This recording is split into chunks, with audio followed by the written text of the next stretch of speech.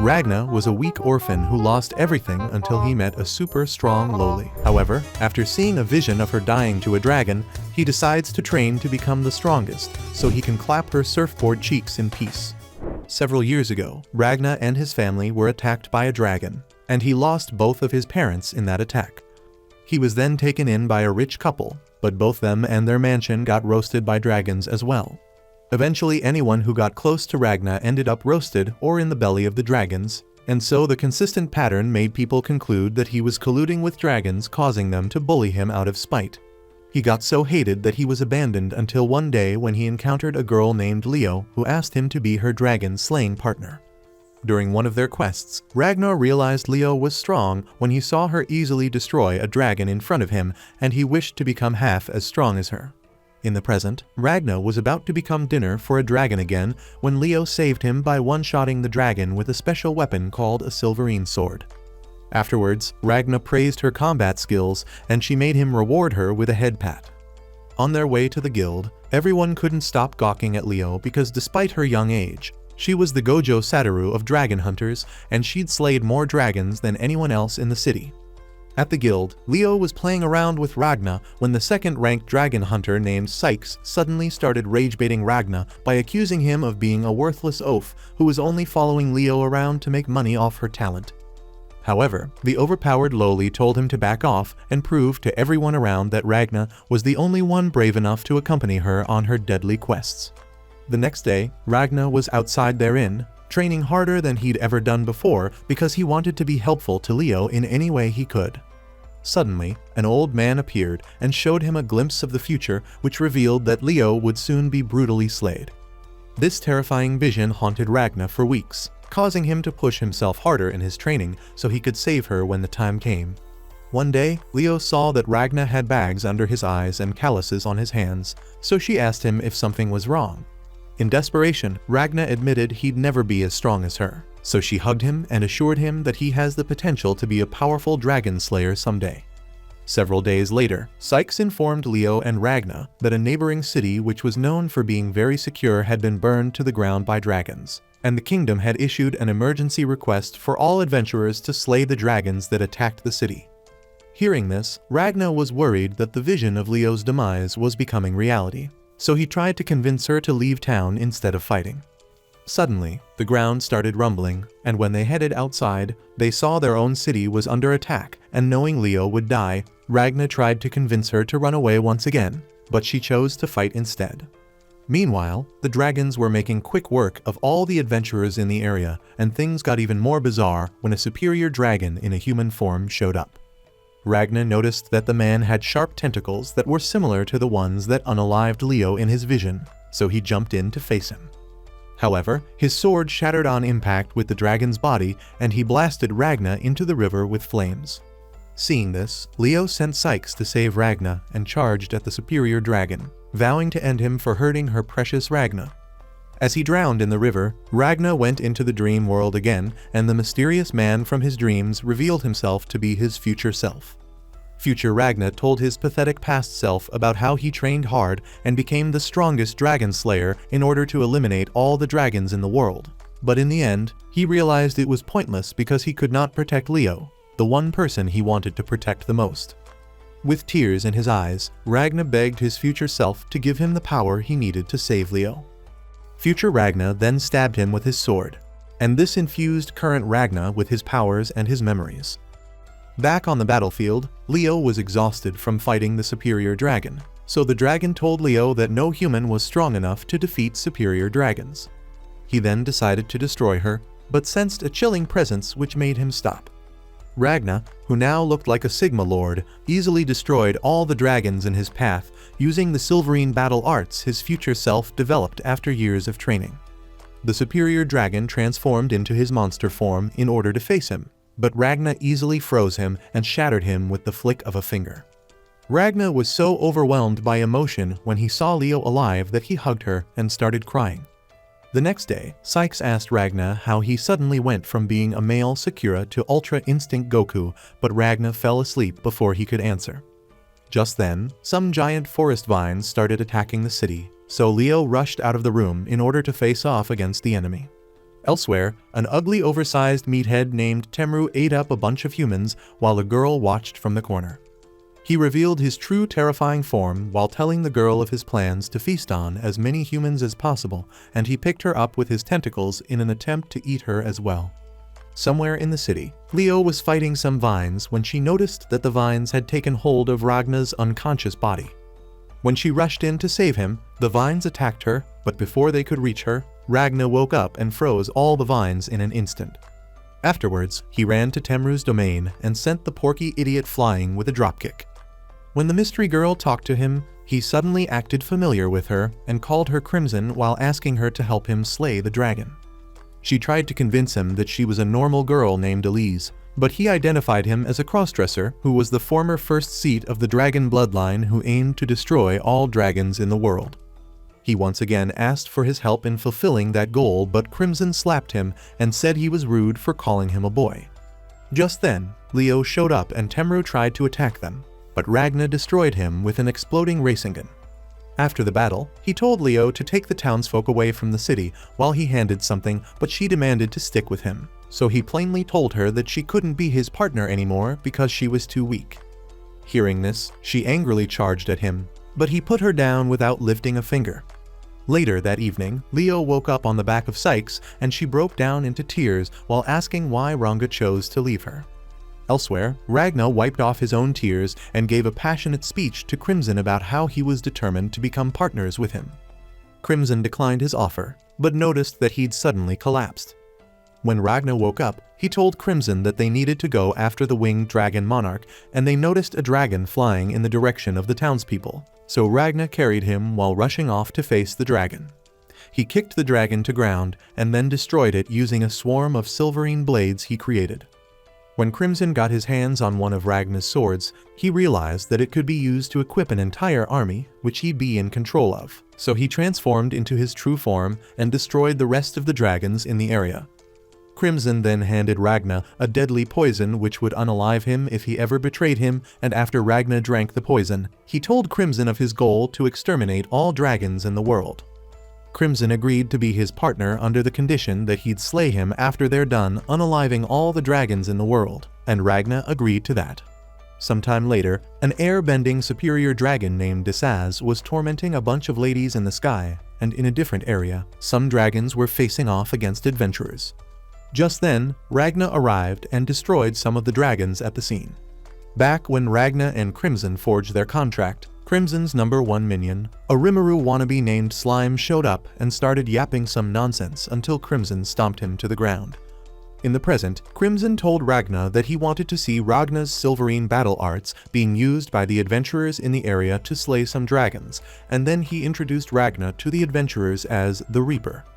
Crimson also introduced himself to them as a mage and convinced them that Slime was a pet he made using magic. Afterwards, one of the dragon hunters named Michael approached them and told them about how he spotted Desaz within a tornado on the outskirts of town. Crimson said he was the third seat of the dragon bloodline and Ragna was about to rush out to face him, but he suddenly collapsed on the ground. Crimson explained that Ragna's muscles were so strained from him pushing himself too hard that he wouldn't be able to move for 3 days, and then he told Ragna of his plans to use the dragon hunters in the area. The dragon hunters tried to plead with him to save them from Desaz, but Crimson refused, and when they offered their weapons as payment, Crimson gaslighted them so badly that they started having panic attacks. Michael told him that he wished to have powers like Crimson and Ragna so he could fight against the dragons, and in response, Crimson offered him Ragna's sword. Michael accepted the weapon and he took them to a room in an alternate dimension which had more guns than John Wick's hideout. After handing them some guns, she had the soldiers train using bullets Ragna made with his silverine, and the men were amazed by how cool the guns were. After the training, Ragna confessed to Crimson that he left Leo behind, even though he wasn't sure of her safety in his absence because he was afraid that he'd get to see her die in front of him again. Crimson thanked him for opening up to him, and then advised him to keep Leo hostage in a pocket dimension so she'd be safe while they hunt down dragons. In response, Ragna called him a scumbag, and the two of them bickered for a while before Crimson assured Ragna that he'd defeat Desaz.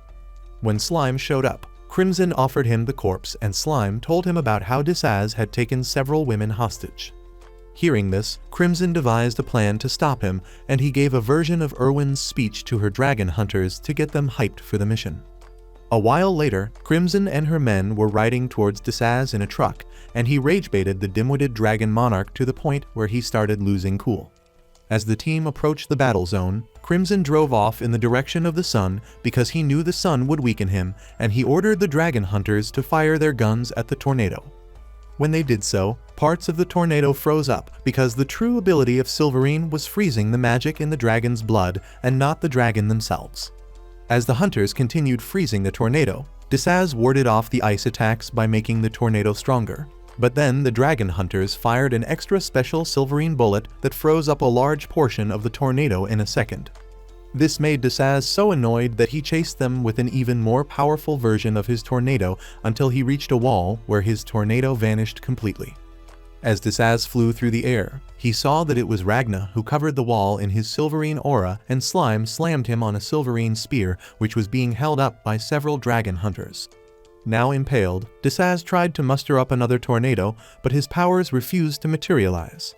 The airhead dragon started to get burnt up by the sun, so he pulled a desperation move by destroying the ground around them in order to free himself from their grip. As he struggled to pull the spear from his chest, he was run over by the dragon hunter's truck, and they blasted him with Silverine bullets until his body started burning up.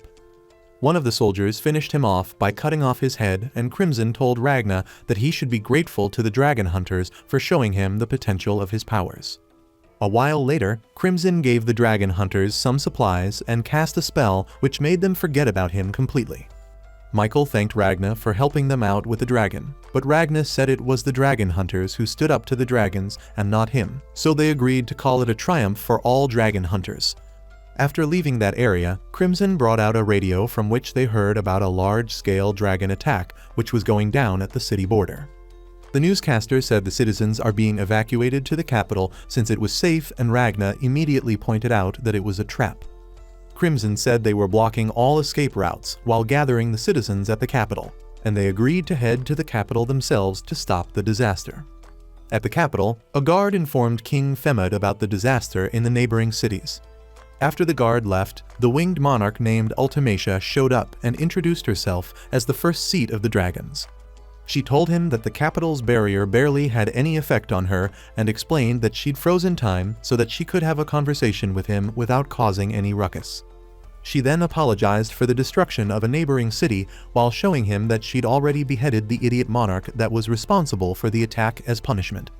Just when he started to believe she was an angel, she told him about her plans to destroy everyone in the kingdom, so he activated his secret solar weapon in order to destroy her. Before he could blast her, a superior dragon named Borgias brutally destroyed him with a laser blast. However, Ultimacia despised brutality, so she revived Femid by rewinding time and apologized to him. At this point, Femid was frozen in fear, and she offered to unalive everyone in the capital without in a painless way, so he agreed to help her. A while later, a guard informed Femid that the number of refugees in the capital was growing at an alarming rate, but he simply replied like a lifeless husk that everything would be fine. Elsewhere, Ultimacia met with second seat Kamui, the superior dragon whose head she cut off, and told him that the ninth seat of the superior dragons named Dornia had been defeated by the second princess of the kingdom, Starlia. She said she'd sent the fifth seat Tara and the sixth seat Zora after her, and also noted that the 10th seat Grim as well as Temru and Desaz had disappeared along the southern border. She suspected that it was due to an unknown enemy, so she gave Kamui his body back before ordering him to subdue the insurgents. Kamui tried to rizz her up, but she sent him flying with a Detroit smash and yelled at him until he zoomed off. In the other timeline, future Ragna lost badly to the superior dragons, and as the dragons argued over the best possible way to end him, he started to feel relieved by the fact that he was finally passing on. Noticing this, Kamui noticed this, so he decided not to unalive him, so he could live a miserable life of self-hatred instead. However, Ultimacia put the idiot in his place by chopping his head off, and she suggested welcoming Ragna into their bloodline instead.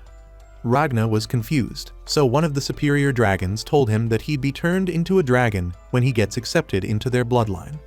Grim explained that all superior dragons were once humans and they became dragons after receiving Ultimacia's blood.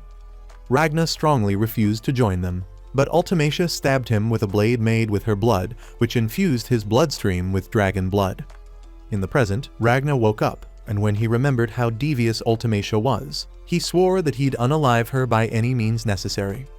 Crimson felt that Ragnar wasn't ready to face Ultimacia yet, but he knew that she'd already sent out her strongest soldier Kamui to search for them, so he decided that it was the best time to ambush her. When they arrived at the capital, Crimson adopted the name Veronica as a disguise for herself, and Ragnar started throwing up because there were so many people around them. They got to a point in town where Crimson instructed Slime to look over Ragnar while he headed out for 2 hours. As Crimson walked through the street, he realized that the superior dragons were quietly culling the people of the kingdom over time. At the same time, a superior dragon named Nebulum informed Borgias that they were done with the day's culling, and when he asked where Ultimacia was, Nebulum said she was patrolling the streets. Borgias yelled at him for carelessly allowing their queen to roam free. Meanwhile, Crimson arrived at a funhouse where he informed a guard named Golem, as well as her comrade named Chimera, that she had a plan which involved Ragnar fighting Ultimacia. Somewhere in town, Ragnar spotted Ultimacia in the crowd, and he remembered Crimson telling him not to engage Ultimacia if he runs into her. However, she suddenly approached him and asked if he was okay. At the funhouse, Golem reminded Crimson that their original plan was to watch the superior dragon's movements, but Crimson said the situation has changed because Ragnar's existence puts them in a better position to rid the world of the winged monarch. Golem still claimed that it wasn't a good time to face Ultimacia because he believed that her time control magic was too broken for them, but Crimson told him that he didn't have to worry since Ragnar would be the one fighting. Meanwhile, after Ultimacia checked on Ragnar, he had an internal conflict in his mind as he contemplated whether to fight her or not. Back at the funhouse, Golem used a magic fly to show Crimson how Ultimacia flexed her time manipulation power on Femud, and Chimera told them that time magic wasn't invincible. Elsewhere, Kamui arrived at the southern border where he saw Michael and his men, and he threatened them to cough up all the information they had about the guy who handed them their weapons.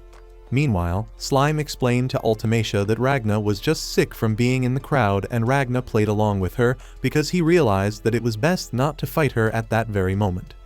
When Slime asked about the boy she was with, Ultimacia said she was trying to help him find his parents, and Ragnar angrily asked her why she was being so nice to the boy. In response, she asked him if she needed a reason to be nice to someone, and once Ragnar heard this, he started to walk away.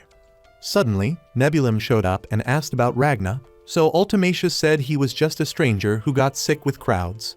Nebulum got crowdsick himself, and this distracted them long enough for Ragnar and Slime to vanish from the area completely.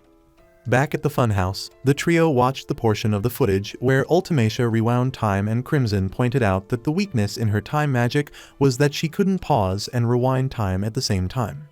He further speculated that if they unalived Ultimacia and continued to unalive her while she uses time magic to rewind herself, she'd eventually burn through her magic and die.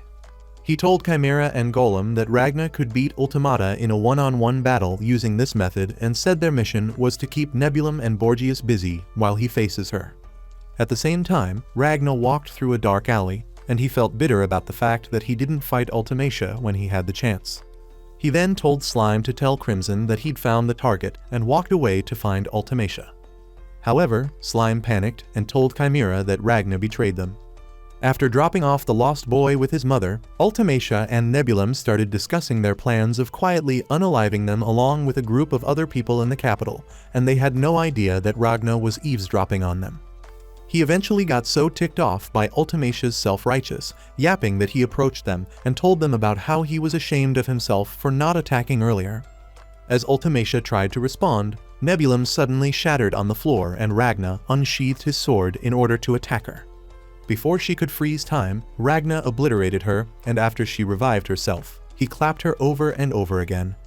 She tried to fight back using flames, but he evaded the attack before stabbing her multiple times with his silverine swords. Back when Ultimacia stabbed Ragnar with her blood dagger, the dragon blood flooded his system, causing his body to feel like he'd swallowed 50 spicy tacos at once. He screamed out in pain, and when he briefly remembered Leo, he shoved Ultimacia away. He jumped in to grab his broken sword, and Dizaz tried to stop him, but Walter Kamui held him back. Ragnar then stabbed himself with the sword because he'd rather let his life end meaninglessly than let Ultimacia have her way. Ultimacia told the others that she realized that he was never meant to join their bloodline because dying there was his salvation. When Desaz asked Walticamui why he stopped him, he replied that he just wanted to watch the show, and Desaz transported the superior dragons away using his wind powers. After they left, Crimson showed up with slime and went to have a look at Ragnar's lifeless body. When he realized that Ragnar resisted the dragon's control, he ordered his henchmen to carry his body because he thought he'd end up becoming something interesting. In the present, Crimson started freaking out over the fact that Ragnar deviated from his expectations by meeting Ultimacia in the middle of the city. He eventually calmed down when he remembered that it would be a win for them if Ragnar defeats her, and he decided that he'd step in if things went sideways. Chimera, who was watching the fight, informed him that Ragnar had the upper hand, so he ordered Slime to head to the nearest place that seemed mouth-watering. Golem informed Crimson that Borgias had left the castle, so he ordered him to face off against him, and when he complained about the fact that he wasn't in his combat body, he told him he only needed to stall Borgias for a while. Golem then handed Crimson a key to something which they planned to use as a trump card if all else failed. Meanwhile, Ragnar kept pummeling the hell out of Ultimacia, and Borgias tried to rescue her by charging up an energy beam, but Golem blasted off his dragon hand before he could fire it. Just then, a half-dead Nebulum trapped Ragnar in a barrier in order to buy Ultimacia some time to regenerate, and this allowed her to attack him with a flood of dragon blood. However, Ragnar went into his Super Saiyan form, and Nebulum tried to hold the barrier for a while longer, but Slime instantly gobbled him up. A fully regenerated Ultimacia tried to stop time, but Ragnar clapped her at light speed and kicked her head to the ground outside the capital. When he landed there, he began pounding on her mercilessly until she activated her trump card, which rewound time to the moment before they met. As Ragnar watched the soldier's speech, Ultimacia stopped time and transported all the people around them to a high spot. She got startled when she saw Ragnar move for an instant, and Nebulum immediately started pummeling him in his dragon form. However, Ultimacia stopped him because she'd noticed Slime's body was corroding his hand, and she also realized that Ragnar was highly durable to their attacks, so she told Borgias to make the king fire the kingdom's solar weapon at Ragnar.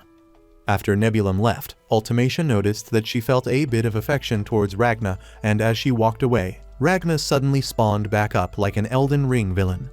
He charged at her, and she tried to stop him with a flame attack, but it did no damage to him. Her efforts to freeze him in time failed because Ragnar was technically a member of her bloodline, and he shattered Nebulum's shield before slicing her to pieces.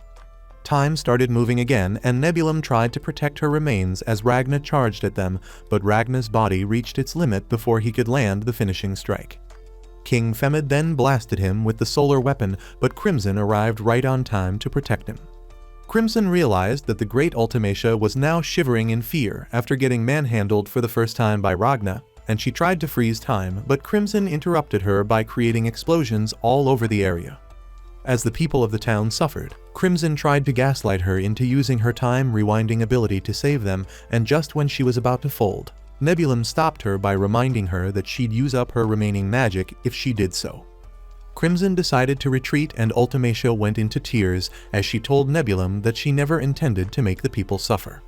The gang met up with Golem, and Crimson vented his frustrations by torturing him with a broken glass bottle while yelling at him for not planting enough bombs. After opening a portal, Crimson ordered Golem to stay at the capital and monitor the bloodline movements in his base form, and he tried to complain, but Crimson treated his words like trash while walking into the portal. Meanwhile, Nebulum started feeling useless while holding on to a terrified Ultimacia, and he remembered Borgias telling him that he was destined to become the backbone of the bloodline because he was yet to unlock his true potential. He suddenly transformed into a more powerful form and tried to attack Crimson with his new powers, but Crimson knew his attacks couldn't break into his pocket dimension because it was more complicated than Gojo's domain. Crimson decided that they'd leave the area for the meantime, and Ragnar got up after having a flashback where Leo told him about how she enjoyed hunting dragons. He struggled to get back to his feet while demanding to resume his battle against Ultimacia, and Crimson tried to calm him down by saying that he did a good job, but he still demanded to finish the job. Ragnar suddenly activated his Silverine battle arts, so Crimson ordered Chimera to hold him down. However, that brief display of power caused a crack in Crimson's dimension, and he tried to cover it up, but it was too late because Nebulum had already found them. Crimson then ordered Golem to destroy him, so Golem shot him in the head. Borgias instantly clapped back by blasting Golem with a huge fireball, and Ragna's vengeful outburst became so intense that the barrier around them started to crumble. Meanwhile, Princess Starlia was informed by her guards that their teleportation circle drew some people in, and it turned out to be Crimson and Ragna, who appeared there after being expelled from the pocket dimension. Crimson was bright before Starlia, and one of Starlia's underlings named Fu informed her that another person also appeared on their teleportation circle. When Starlia asked about him, her second underling named Isaac told her that he was getting some medical treatment. Starlia was born without arms, but she had the ability to control silver telepathically, and this earned her the nickname Silverware Princess. She proceeded to become one of the most powerful dragon hunters in history and the commander of the Argentum army. Crimson despised her because of her ability to tell if someone was lying. She then began her questioning by asking him who he was and how he got there. Crimson realized that the best way forward was to align with them since they had similar goals, but he felt annoyed because he knew this entire situation was Ragna's fault. In order to bypass her lie detection ability, Crimson showed her his dragon eye and introduced himself as a thaumaturge named Krish. 7 years ago, Starlia suddenly unalived the Lieutenant General Pereiro, and after further investigation, it was observed that he had been plotting a rebellion with the help of the neighboring country, Garnus. When Starlia was asked how she knew, she told them that she's able to tell who needs to be slayed by taking a look at people. In the present, Crimson felt it was best to show them his dragon eyes because she knew they were aware of the fact that humans who were sometimes born with great magic power sometimes had non-human physical features, and also the fact that Fu was a thaumaturge himself. Crimson also told them that he hid the fact that he's a thaumaturge and worked as an apothecary at the capital. When Isaac asked him what was going on at the capital, he controlled his aura while telling them that there was a series of explosions at the capital. When Isaac asked him if dragons were the cause of the explosions, he lied that he wasn't aware and said his servant was injured in the explosion before they somehow appeared in their teleportation circle. Crimson managed to cook up more lies to answer the questions which Fu asked her, and Starlia suddenly pointed out that he was mixing lies with the truth. Crimson tried to explain, but Starlia interrupted by handing him one of her swords, and when he touched it, she explained that her silver swords allowed her to sense the true nature of things. She then pointed out that Crimson's true nature was a pitch-black aura of death and ordered her guards to pull out their swords before asking him how many people he's unalived. Crimson tried to gaslight Fu into helping her, but he said he'd only obey the princess, and when Starlia threw a sword at her, Crimson decided that he'd escape with Ragna while the superior dragons Zora and Tara attacked them. However, Ragna stopped the sword from hitting him and told Starlia that hunting Crimson is his responsibility. The princess suddenly collapsed when she saw Ragna because her weird senses made her view him as a sword with arms and legs. When her guards tried to attack him, Ragna took them down with ease, and the princess stared at him like he was Prince Charming. She was completely rizzed up by him, and she realized that he was more powerful and handsome than anyone she's ever seen. She asked her personal maid Nazarena what to do about her feelings for him, and Isaac reminded her that Ragna was also their enemy. However, the princess kept simping for him until Ragna told them that they'd cooperate with them. Isaac took them to a cell where Crimson stomped on Ragna's head while asking him why he interfered with his plan. Ragna said he wanted to hunt Ultimacia and asked if Slime was dead. Crimson said there was a piece of slime sticking out of him and then revived him using magic. Afterwards, Slime asked where they were, so Crimson explained that they were in an underground military facility in RIZZ. Elsewhere, Fu and Isaac were discussing how to handle Crimson and Ragna when they were approached by two swordsmen named Chris and Shin who asked about the person that defeated Garm. Garm himself was traumatized by the experience of getting clapped by Ragna, and two female gunners named Hesela and Graya joined the fray by asking if Starlia really fell in love with the intruder. Meanwhile, Starlia was having fairy tale dreams about Ragna when Nazarena smacked her and started to pummel her until she started yapping about her feelings for Ragna. Nazarena reminded her that she needed to fulfill her duty despite being in love. At the same time, Ultimacia woke up after having a nightmare, and she realized that her time-stopping powers were malfunctioning. Sometime later, Starlia's soldiers reported to her that the superior dragons seemed weirdly preoccupied, so she asked a thaumaturge named Majorca how long it would take to fix the teleportation circle. Majorca said it would take 2 days, and Starlia said the only choice they had was to flee the country with the 1,500 citizens that had gathered in that base. As she gave her speech, Ragna and Crimson entered the room, and the princess immediately lost her composure when she saw her glorious Sigma King.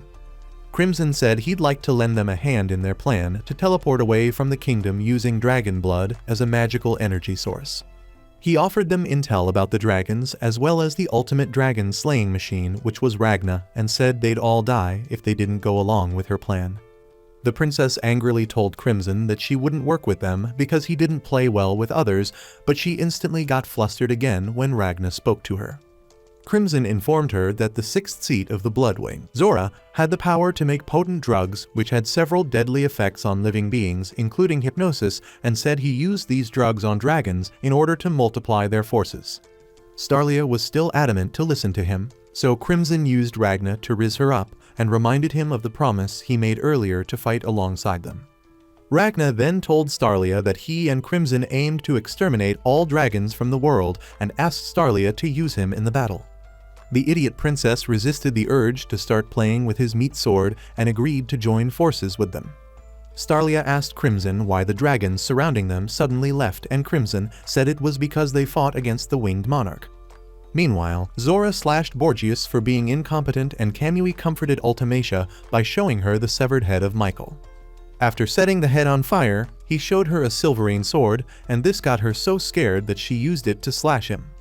Kamui said the reason she couldn't control time anymore was because she'd lost her heart, and explained that her powers weren't functioning properly because she imagined Ragna anytime she tried to use it.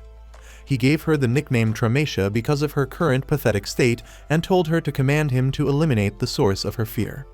However, she refused, and he tried to get her to perform some bedroom dances with him, but she struck him repeatedly with the sword instead. Kamui got back up and told her she could be herself around him because he'd always stay by her side no matter what. She went into tears as she ordered Kamui to destroy Ragna and Crimson, so he shattered the sword and hugged her while promising to get it done. They met up with Nebulum and Zora in another dimension, and Kamui got hyped when he remembered Michael's final words, which were that Ragna the hunter would hunt him down.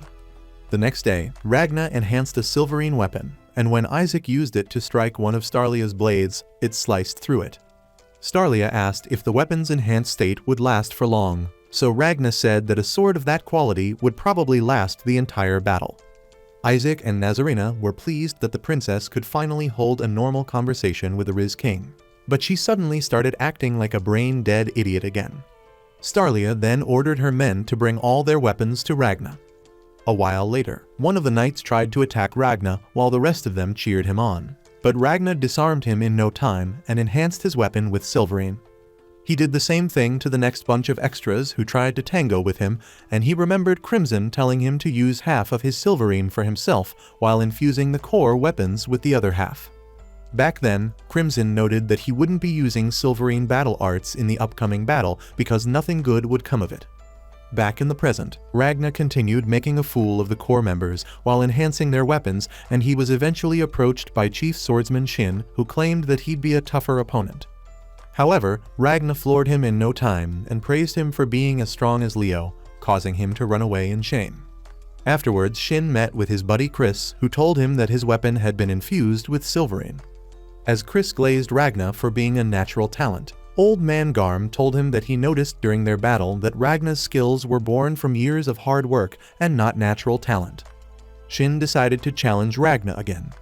Some minutes later, Greya and Hesela were pestering Ragna with questions about his romance with Starlia while a defeated Shin lay on the ground. He told them that he was worried that the princess would hate him when she saw his ugly face underneath his bandages, and they changed the subject by telling him they fought with guns.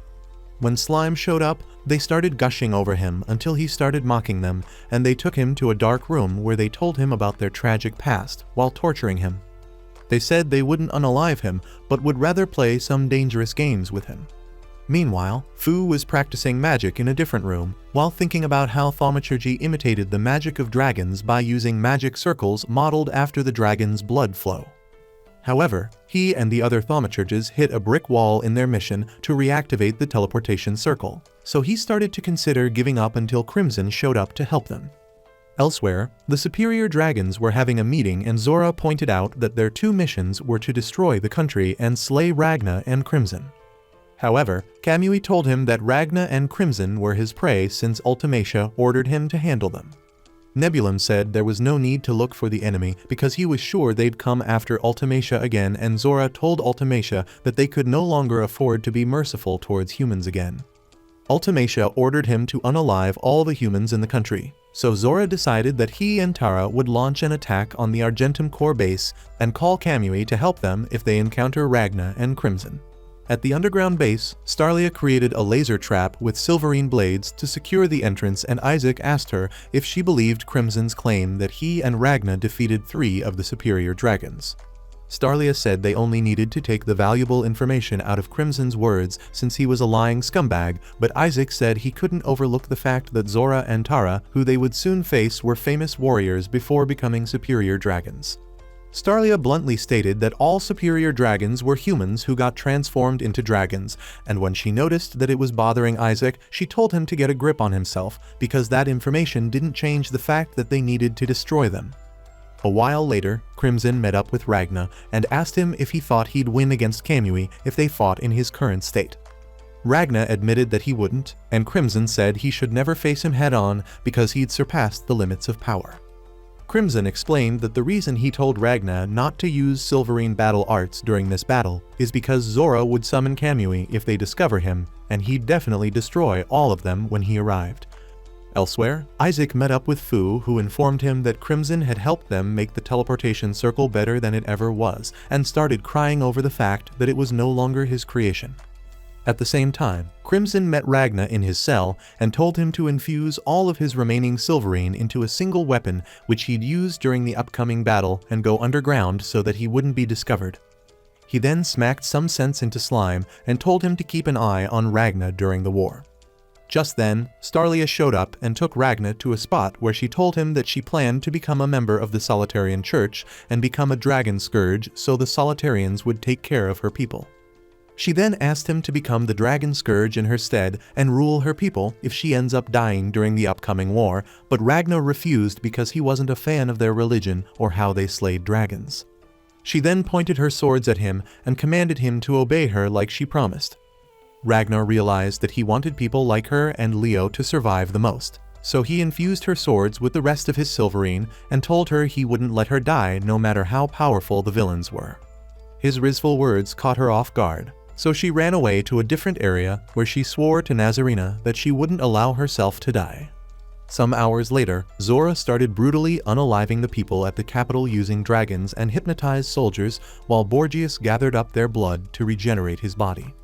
In the superior dragon hideout, Ultimacia started feeling sad about the fact that Borgias would die during the battle, and Kamui calmed her down by telling her that the old man was going to go out with a bang. Before long, Zora and Tara began their attack on the base, and when Tara tried to destroy the entire facility using a cannonball move, Ragna countered using his Silverine blades. Seeing that Ragna had arrived, Zora suggested calling Kamui, but Tara said he'd handle Ragna himself, so Ragna charged at him. Isaac and an army of soldiers stood behind the Silverine laser trap, and they felt safe until the zombified humans matched through the trap.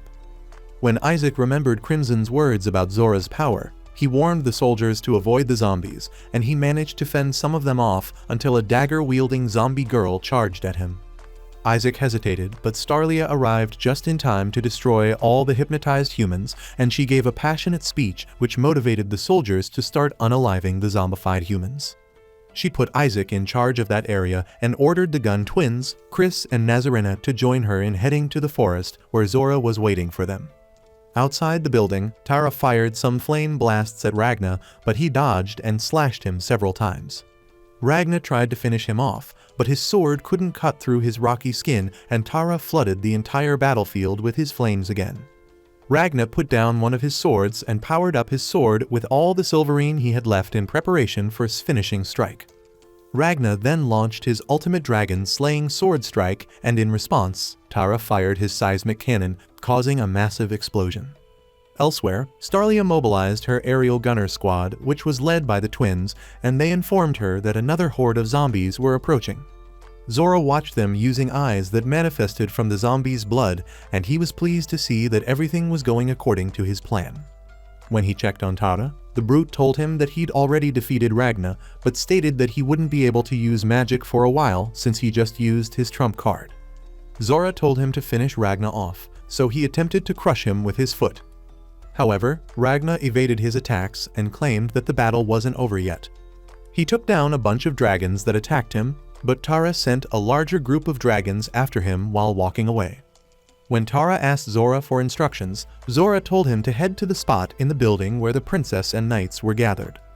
Ragna used all the Hinakami Kagura-style techniques he knew to fight off the dragons that surrounded him while yelling at Tara to stop until Shin and Garm arrived to help him. They destroyed a bunch of dragons and Ragna tried to tell them to leave, but he collapsed out of exhaustion. Ragna got back up and continued arguing with Shin until he challenged him to a duel. Sometime earlier, Shin was mouthing off to Starlia about how he wanted to slay hundreds of dragons during the war, so she put him in his place by punching him in the gut before giving a passionate speech to the soldiers. Afterwards, a corps member named Yugo decided to head to his hometown, and he handed the title of Swordmaster to Shin before leaving. Back in the present, Shin defeated Ragna for the first time and yelled at him to stop acting like the hero. Garm told them that he'd already cleaned up the dragons in the area, but also informed them that more were coming. Slime told them that he could lead them to Tara, so Shin and Garm followed his lead. Meanwhile, Starlia created a powerful silverine cage around herself in preparation of her battle with Zora, and Zora figured out that her plan was to steal magic from dragons' bodies in order to activate the teleportation circle. Princess Starlia had the ability to detect the aura in all living creatures, but when it came to dragons, she saw a pitch-black mass appear in front of them instead of auras. However, since the forest was flooded with dragons, everything in the vicinity appeared black, and she couldn't see through Zora's moves. She realized that Zora was sabotaging their teleportation by making the zombies avoid their troops while approaching their base, and Zora smiled because he knew she'd need twice as much magic as they had in order to successfully teleport. Just then, Tara blasted her with flames, but she blocked using a special shield technique, and Zora followed up by overwhelming her squad with magic spikes. When a dragon marched towards Starlia, she threw her swords at it, but a weird-looking dragon blocked the attack with a barrier. Zora suspected that someone was helping them with their magic circle, and he remembered Nebulum telling him about how Crimson created a barrier that was more powerful than his own during the war at the capital. He decided that the top priority was to take control of the magic circle at the base.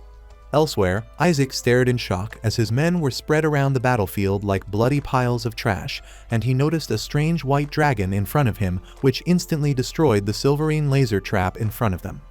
He ordered his men to retreat while a sergeant named Malta covered them with his gun, and he remembered Crimson telling him that mature dragons that could use the same powers as Ultimacia would show up in their battle.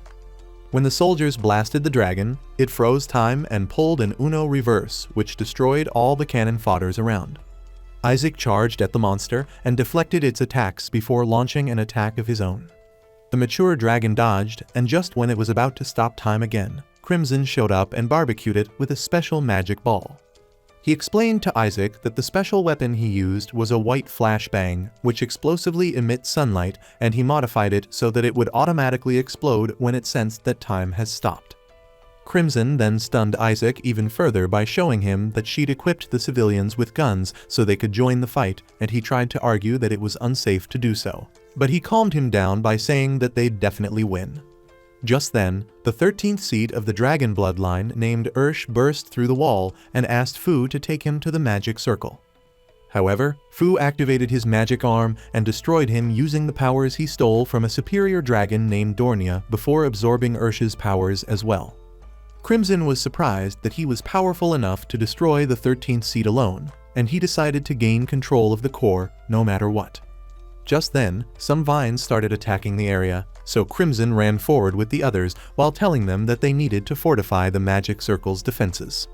In the forest, Starlia regained the upper hand by sending her troops to take out the dragons in the area, but she was suddenly ambushed by a dragon sent by Zora. He thought that it was over, But Tara said it wasn't over because Ragna and the sword nerds were slicing up his dragon army like onions. As they charged ahead, Shin wondered how Ragna was still going despite looking like a dehydrated fish, and Ragnar realized that Shin's words after their duel made him feel relieved. Ragna easily ripped through a horde of dragons in their path and realized that he was more connected to his future self than before. As more dragons changed at Ragna, he refined the freezing quality of his Silverine and flew towards them. He realized that Silverine battle arts weren't the only thing that made his future self overpowered, because he also learned a lot from his experiences, which boosted his imagination. He was now capable of expelling Silverine from the tip of his sword, and he used this ability to shatter all the dragons in the area without breaking a sweat. Meanwhile, Chris protected Starlia from Zora's magic spike attacks, and he noticed a serious injury on her stomach, so he asked her if she could keep going. Starlia commanded him to take her northwest, so he carried her in that direction. Zora noticed that the mature time dragon as well as 12th seat Ursh had been defeated, so he calmed Tara down by telling him the core members would die once his magic was fully replenished. However, Tara told him he was being rash and said he'd blast everything to bits in 5 minutes' time. At the same time, Ragna was about to get attacked by a dragon, but Shin saved him by taking it down, and Ragna apologized to him for trying to stop him from fighting dragons. He told him to fight how he wished and promised to protect him as well before jumping off to resume the fight. Ragna destroyed a bunch of dragons, and Shin, who followed him from behind, was happy because his sword daddy had finally acknowledged him. The trio continued flexing their sword skills until Zora sent a mature dragon named Temryo after them. Temryo zoomed around the battlefield in stealth mode like a wannabe Wally West, but it only took a single swing for Ragna to destroy him.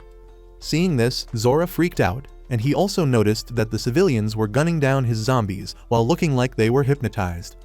Inside the base, a civilian shot Fu on his magic arm, and Crimson told the thaumaturges that he'd decided to take over the magic circle. He told them not to fret because his intentions were to escape with the people of the nation, but stated that he didn't intend to carry 1,500 civilians of excess baggage. However, he said he wouldn't abandon the thaumaturges, and when the civilians started yapping about how they were alright with dying, Fu angrily asked him what he did to them.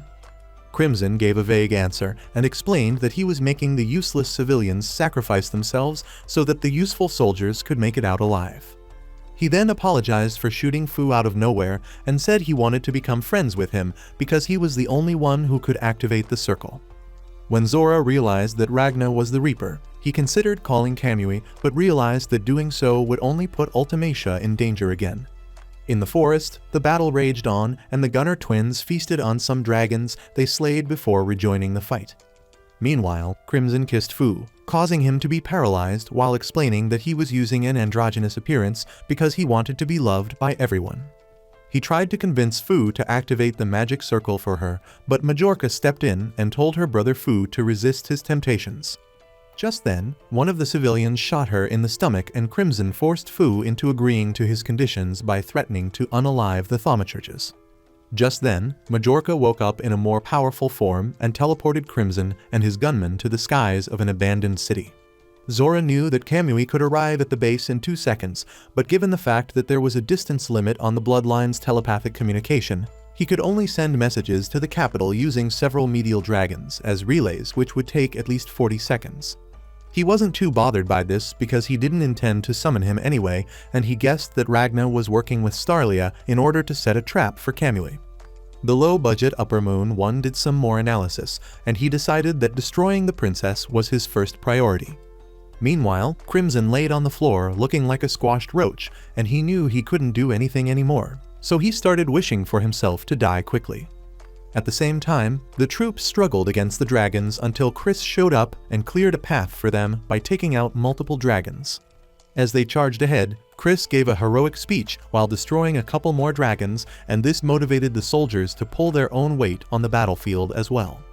The Gun twins joined the fray by sniping a bunch of dragons in their path, and when Starlia remembered Crimson's description of Zora, she used her aura sensing powers to locate his hiding spot in the forest. Zora ordered his dragons to go wild, causing them to evolve into a more monstrous form, and they treated the soldiers like Thanksgiving turkey. However, Starlia launched Chris as well as the remaining soldiers towards the location of Zora, and Zora prepared for them by releasing poison in the area. Just then, Nazarena stabbed him from behind and beheaded him, causing his body to start tweaking. After Nazarena left, Starlia used her powers to force Zora's real body to the surface, and as he ascended, he remembered the princess he served as a human bonding with him. Just then, the forest transformed into several large dragons, and Zora realized that it was because Borgias had regained the powers of his prime. The sword trio started attacking these forest dragons, but they were ambushed by Tara, who blasted them with his cannons. He told Zara that the forest had calmed down, and when he asked if he should blast the entire forest in order to wipe out the princess army, Zora told him to focus on finding Ragna. Zora appeared in front of Starlia's body, and as he stared at her, he remembered the noble life he lived as a human until he got transformed into a dragon. He introduced itself to Starlia and commended her efforts. Before the battle began, Crimson told Starlia that Zora's former master, Princess Lacutia, was a dragon scourge and advised her not to stop fighting because her troops' display of willpower would act as Zora's weakness. In the present, Zora told Starlia that he'd ask Ultimacia to let her join the bloodline, and Starlia forged a giant spear which froze him to a tree. As some soldiers ran away with her, she motivated every soldier on the battlefield to power up the spear using their willpower, and Chris threw this supercharged weapon at Tara. Tara fired a cannon blast to counter it, but the spear froze his blast and continued charging towards him. The troops went full power of friendship mode as they yelled for the spear to keep going, and it stabbed through Tara before falling into the hands of Ragna. Meanwhile, Shin woke up in the body of Slime, and when he saw Ragna charging ahead, he cried because of how weak he felt. Ragna grabbed the spear and used a special move called Hunting Flash, which fired a massive silverine beam that annihilated Tara. Afterwards, he collapsed on the floor and realized that Tara blew himself up before the silverine blast could reach his body.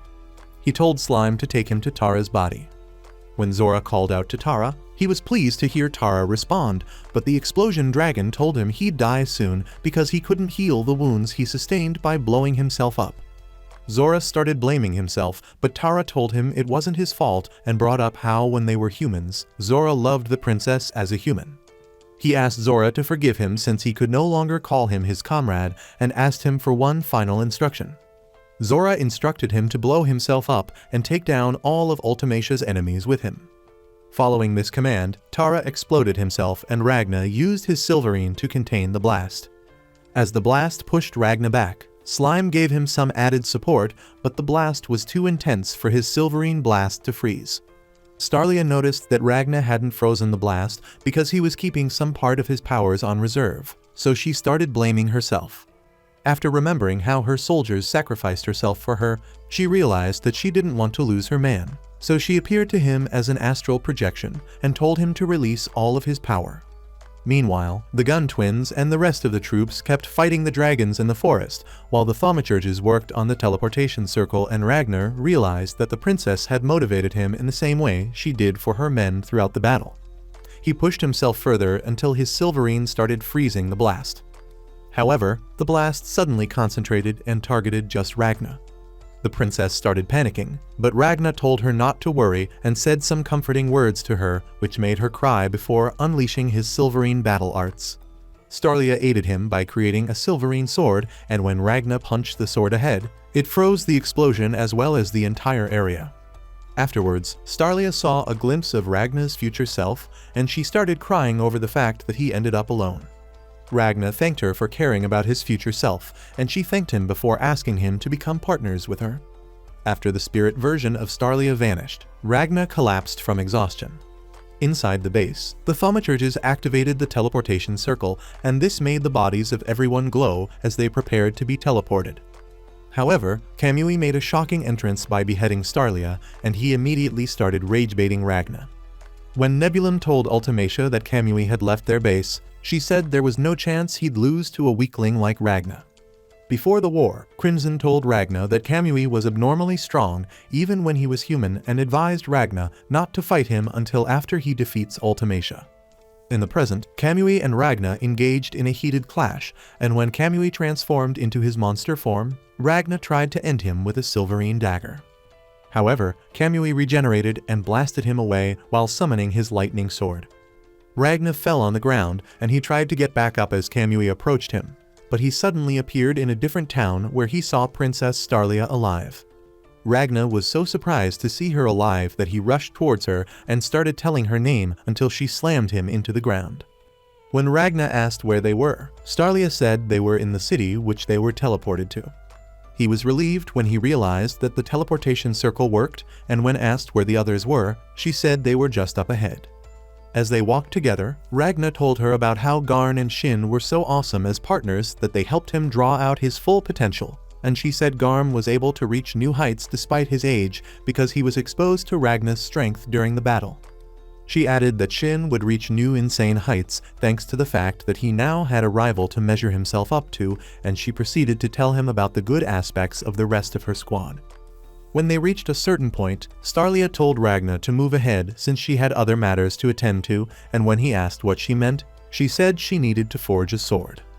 She said she'd create a sword named the Silver Comet at the cost of her own life, and she got emotional as Ragnar drifted away from the dimension. Ragnar woke up all wrapped up in bandages at the safe zone, and he noticed that everyone was depressed. Isaac showed up and took him through the city while informing him that they managed to teleport about 600 civilians as well as the 80 surviving core members. They got to a point in the forest where Isaac started to break down. Just then, a lady that looked similar to Ultimacia showed up and Ragnar wasted no time before punching her head off. Isaac held him back before he could do any further damage, and an entire group of Ultimacia lookalikes showed up. The leader clarified that she wasn't the Winged Monarch and introduced herself as the Dragon Scourge of the Solarian Church, Karjula, before stating that her goal was to exterminate dragonkind. Isaac begged for forgiveness on Ragnar's behalf, and Karjula agreed to spare him because she considered him a miracle by God.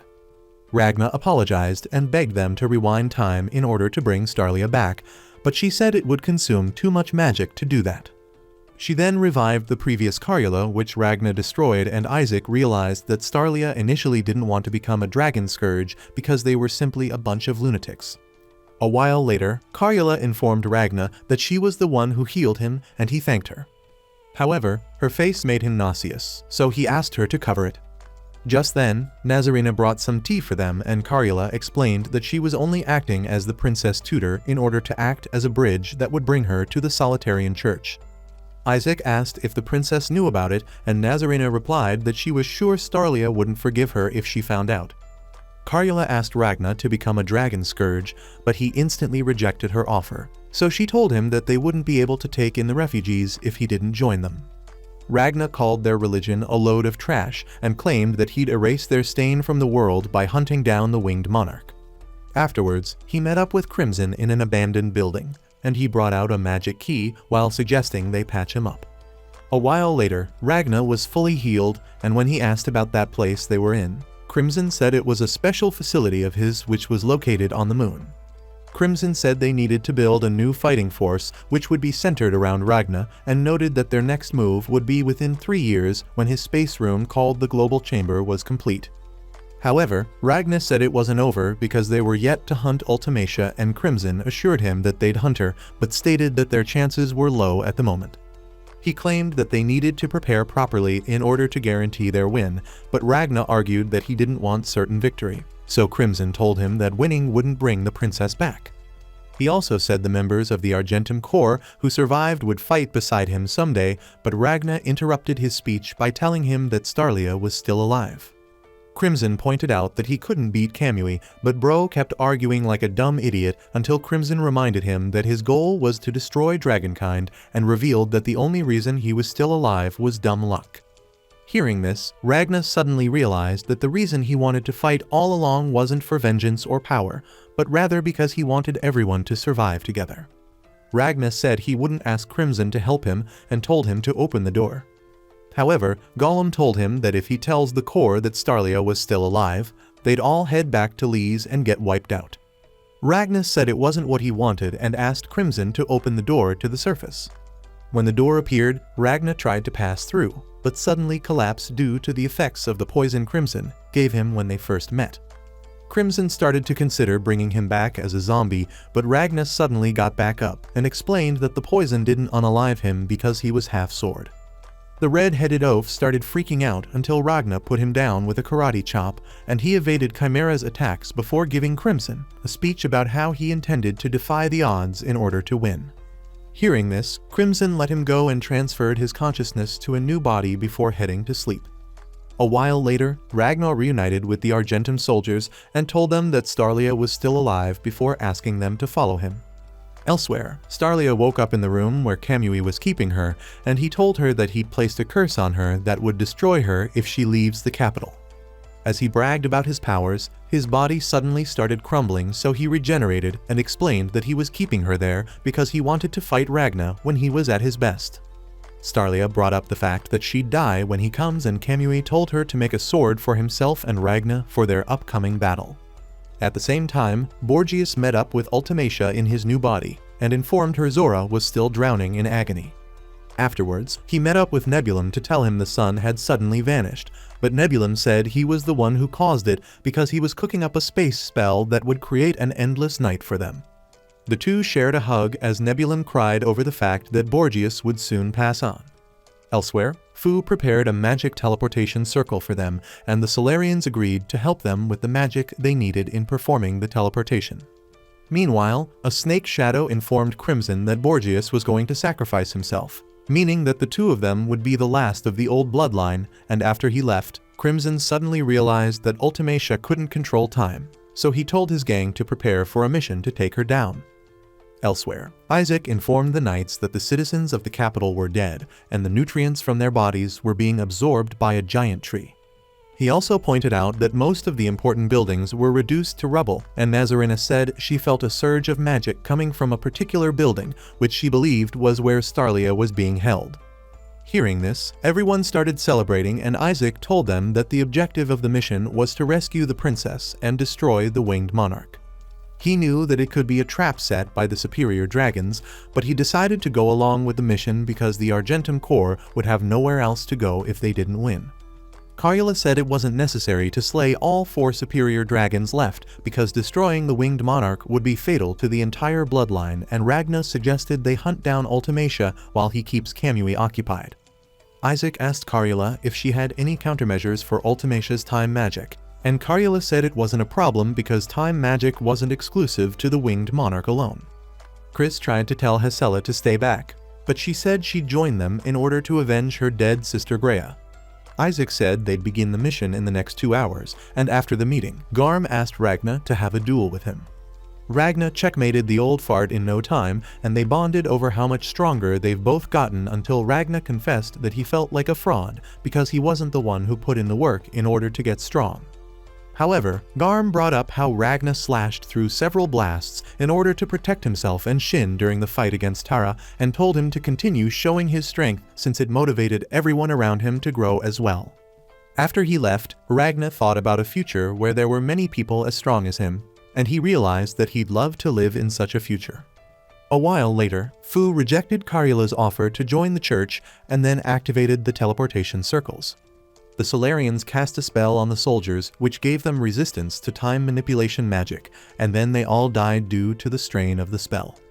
When the Argentum Corps arrived at the capital, Borgias and Zora appeared to face them, while Ragnar rushed off to face Kamui. At the same time, Nebulum got rattled when he sensed Crimson's Gundam riding towards them, and when it landed, Borgias transformed into his dragon form in order to face him. When Ragnar arrived at the spot where Kamui was holding Starlia, he was surprised when he saw the state she was in, and she gave him the silver comet sword which she forged for him before apologizing over the fact that the sword wasn't as perfect as she promised to be. She promised to forge a better sword while coughing up blood, and Ragna promised her that he'd defeat Kamui using that sword before handing her to Nazarena. As he marched towards Kamui, Ragna decided that he'd be stronger than his future self, and Kamui transformed his sword into an overpowered form. Ragna told him to transform into a dragon, and when he attacked, Ragna easily froze his sword before shattering his body with a brutal punch. Ragna entered his Super Saiyan God form, and Kamui regenerated before transforming into his dragon form in order to face him. Somewhere in the capital, the dragons fired breath attacks at Golem, but he dodged their blasts easily while bragging about the ability of the golem he was in and took some of them out using silverine beams. Meanwhile, Kamui launched another heavy sword strike at Ragna, but Ragna blocked and blasted the lightning dragon into the air where they continued their fight. The two overpowered Gigachads clashed swords several more times until Kamui accidentally collided with Golem, causing his Gundam arm to break off. When the giant dragon tried to attack them, Ragna froze its head and Golem started to feel safe until the monster sprouted two more heads which it used in firing more blasts at him.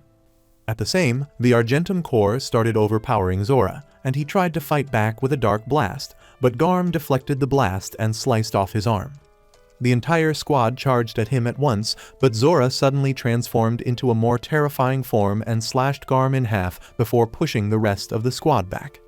Meanwhile, Kamui pushed Ragna down with relentless attacks, and he tried to finish him off with a final flash, but Ragna charged through the attack, pushing him all the way into space where they continued their fight. On the ground, Starlia told Nazarena not to waste any more time on someone who was about to die and then passed out due to exhaustion. Nazarena remembered when she first met Starlia, and back then, she noticed that the princess was acting like a spoiled brat, so she advised her to show a more honorable side of herself. In the present, Nazarena said her goodbyes to Starlia and walked away. Elsewhere, Crimson was casting a spell which made Nebulum panic because he knew their barrier was about to be breached. He tried to hack his way out of the situation, but unfortunately, slime swallowed him before he could accomplish anything. Meanwhile, Crimson showed up in the Superior Dragon meeting room and interrupted her prayer by shooting her in the arm. He then used spatial magic to transport them to an alternate dimension where she couldn't use her time powers. Ultimacia went into her dragon form, and Crimson remembered how he infused himself with his superior dragon heart before the fight in order to unlock his true powers. He transformed into his true dragon progenitor form and evaded Ultimacia's attacks while blasting her with some special bullets he made. He destroyed her shield using a special move called Excel Bullet, and after she fell to the ground, he tried to use an even stronger move, but she suddenly pulled a desperation move which stunned him. In the street of the capital, Chris felt relieved when he saw the sun coming out, but Zora pushed him to a wall and destroyed several soldiers before charging at Isaac. Fu protected Isaac from his attack and infused himself with a special drug which made him transform into a demonic form, which allowed him to overpower Zora for a while until he got split in half like a Kit Kat. Meanwhile, Shin noticed that he'd lost 2 of his limbs, yet he charged himself up with aura and prepared to rejoin the fight. Isaac saved Fu from falling to the ground, and Hasela tried to attack Zora, but he countered with a blast, then sent her flying from the building she was on. When he tried to eat her up, Shin saved her with an attack that froze Zora's face, and as he tried to regroup, the rest of the Argentum Corps started firing arrows at him. Fu said he wanted to show Zora hell with the magic he absorbed from him, but needed 20 seconds in order to prepare, and Chris agreed to buy him the time he needed. Chris charged at Zora while remembering his past, and back then, his mother used to tell him that he was born for greatness until the day she finally passed on. After her death, he became a mercenary who unalived people for fun and played around with hookers until the day he met Starlia, who gave him the freedom he sought by accepting him into her army. He attacked Zora, but Zora blocked with his tail, so he attacked relentlessly, pushing his body past its limits before striking Zora down with a heavy slash. When Fu's arm was fully charged, Isaac helped him prepare the attack while Chris held Zora down. Zora eventually destroyed Chris with a swarm of spikes, and after Fu's attack landed, Zora stared at his burning monster husk while Isaac approached him to land the finishing blow. In his final moments, Zora praised the Corps efforts and said he didn't have any regrets before Isaac destroyed him. Afterwards, Nazarena met up with him and closed Fu's eyes before telling Isaac that Starlia had also passed on. Meanwhile, Ultimacia started firing magic attacks haphazardly, and Crimson knew he couldn't get close to deal some physical damage, so he switched to emotional damage by reminding her of all the different ways she was a pathetic fraud. During her life as one of the Solarians, Ultimacia used to heal people along with her identical sisters, and one day, the Carula of that time passed away, so Ultimacia had to take her position despite her grief. In the present, the barrier around the enemy base suddenly came down, so Golem fired a massive energy beam at Borgias dragons, and the old man was about to pass on until Nebulum appeared to him in the spirit realm and transferred his powers to him. This made Borgias transform into a new form of monster, which teleported to the hallway where Slime was holding Nebulum and destroyed Slime with a powerful blast. Borgias was sad when he noticed that Nebulum was dead, and just when Crimson was about to finish Ultimacia off, a crack appeared on the dimension wall. Through the crack, Ultimacia heard the voice of Borgias, who told her to come through the crack since he couldn't enter the dimension.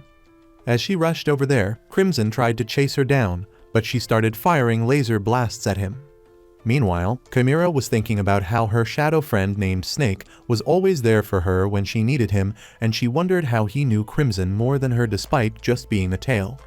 The Snake shadow appeared in his human body, revealing that he was a former dragon bloodline member named Felbagoth, and Borgias was shocked to see him because he thought he was long dead. Borgias tried to attack him with a blast, but Felbagoth destroyed him with a dark magic spell called World Collapse that made his body explode from the inside. This dark spell also shattered Crimson's barrier, and as he fell outside with Ultimacia, Felbagoth explained to him that he had no choice but to use the spell. Felbagoth collapsed and transformed back into Chimera, while Borgias started to burn in the sunlight. In his final moments, Borgias yelled at Kamui to protect Ultimacia since he was the only superior dragon left, but Isaac chopped his head off before he could say more. In space, the two Ultracads continued their wrestling match, and Ragna evaded all of Kamui's moves before charging at him again. Kamui blocked, and when the two of them clashed again, Ragna cut off Kamui's limbs before firing a powerful Silverine beam at him. Before the blast could hit, Kamui regained his strength and grabbed his sword. Meanwhile, Ultimacia made one of the soldiers explode, and Nazarena stabbed her head, causing her to scream out in pain. Isaac prepared to launch his sword at her, but Kamui used a special move which planted everyone on the ground. Some time ago, Kamui tried to attack the clawed monarch named Gilzia, but with every attack, he ended up torn apart. Gilzia explained that her powers made anyone who attacked her to get slashed in an instant, and she motivated Kamui to get stronger so that he could gain pleasure in fighting opponents that were stronger than herself. In the present, Kamui transformed into his own version of Gear 5, and with a single slash, he destroyed Ragna's sword while cutting him deeply. Ragna tried to strike back, but he appeared behind Ragna in an instant, and when Ragna punched him, he stabbed Ragna in the stomach with a blade protruding from his knee before hurling his sword at his neck. In the capital, Slime suddenly appeared and tried to eat Hasela, but Crimson told him to bring her to him instead. Just then, Kamui arrived with a headless Ragna and called on Gilzia to face him since he'd now achieved the ultimate form. However, Ragna fired a Silverine blast at him and reattached his head before swearing to unalive him. Some time ago, Ultimacia was carrying out her duty as Carula when Kamui came flying into the church, and he immediately expressed how much he hated the church before telling her to leave. When she noticed he was injured, she offered to heal him, but he yelled at her once again to get out. After she ran, he collapsed on the ground, and Ultimacia realized that her life was pointless, so she went back to him. He destroyed her with a lightning blast, but she revived herself with time magic and healed everyone in the room before passing out. Ever since then, she and Kamui became close, and in the present, she tearfully called out to Kamui, who was about to get hit with Ragna's special anti-monarch move. Kamui noticed that Ragna had a similar stance as the one he had when he delivered a powerful move during their last battle, and he guessed that it was a self-destruction move that exhausts all his power in a single strike. He charged at Ragna in his dragon form at lightning speed, and Ragna countered with a two-part attack named Twin Hunting Flash, which moved at the speed of light. As the move destroyed Kamui's body, Gilzia, who watched from afar, said they'd finally reached the level it took to beat her, and also stated that it was a tragedy that Kamui, who overwhelmed all his opponents with speed, was slayed using speed. As Kamui crumbled to dust, he threw his sword at Ultimacia so she'd be able to defend herself, but it was deflected away by Ragna's sword. Noticing that her hubby was dead, Ultimacia cried while yelling the word "stop," and this made time freeze. Ultimacia celebrated the fact that she'd regained her powers, but she was suddenly shot from behind by Hasela, who managed to move through her time stop by chowing down on superior dragon flesh. As she fell on the ground, Hasela cried because she knew she'd lost her only chance of seeing her dead friends again. In the past, Kamui promised Ultimacia that he'd free her from God as a way of repaying her for saving him. Much later, Ultimacia knelt before the sun god, and he told her about how she was the best Carula specimen so far because of her powers, before pointing out that the lightning beast Kamui had caused the church so much damage. He said he'd finally captured Kamui by using her as bait, and he told her of his plans to unalive him as well as the other tainted Carula. Ultimacia cried in fear until she was approached by the dragon god, who gave her the name Ultimacia before recruiting her to do her budding. Back in the present, Ultimacia fell to the ground and begged for the dragon god to save her, but she soon realized that she'd been abandoned like the tool that she was. As she started to burn, she crawled forward in a desperate attempt to survive, and her body crumbled away slowly until she arrived at the lightning sword which shaded her from the sun. She decided to rewind time and what for Kamui, but she passed on before she could do so. Meanwhile, Ragna saw a vision where his future self asked him if he had any regrets. Ragna said he didn't because he knew it would be insulting to everyone that sacrificed themselves if he did, and he admitted that he felt sad. The future Ragna transformed into Crimson, and he told him that he'd destroy the dragonkind even if he had to do it alone. Sometime later, Ragna woke up in a healing pod, and Crimson took him to a hospital room where Starlia was resting.